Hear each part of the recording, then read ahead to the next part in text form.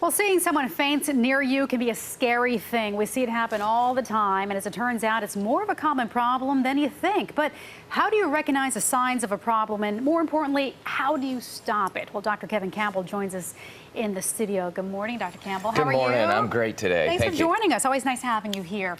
Tell us, what exactly is fainting? So fainting is when there's a transient or fleeting loss of consciousness due to decreased blood flow to the brain. The fancy medical term we use is called syncope. Okay, so what causes that then? Fainting can be caused by lots of different things. Some of them serious, some of them not so serious. Things to think about: low blood sugar, low blood counts or anemia. Actually, heart rhythm problems can cause it. The most common cause is called neurally mediated or vasovagal syncope. What that is when the part of the nervous system that controls regulation of blood pressure doesn't work properly, you faint. Okay, so tell us, what are some of the symptoms? How can you tell maybe this is coming on, and what should you do, and when should you consult a doctor? Right, that's the most important thing, is to understand when it's serious and when it's not. Right. So the symptoms you may have are dizziness, lightheadedness, nausea, kind of a feeling of warmth, ringing in the ears, that sort of thing, palpitations.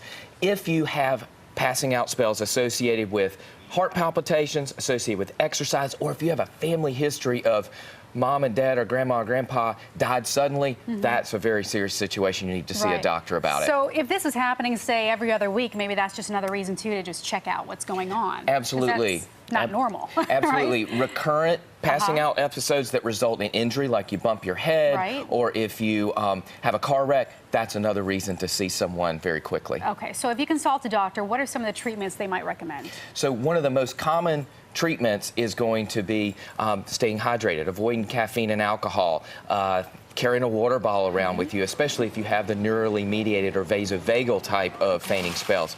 If you have another condition, we may want to get an EKG, an echocardiogram. We may want to actually put a heart monitor on you for 2 weeks and correlate your heart rhythm to your symptoms, and then we can treat specifically what your condition might be. Good to know. All right, real quick too, if I see someone fainting, what should I do?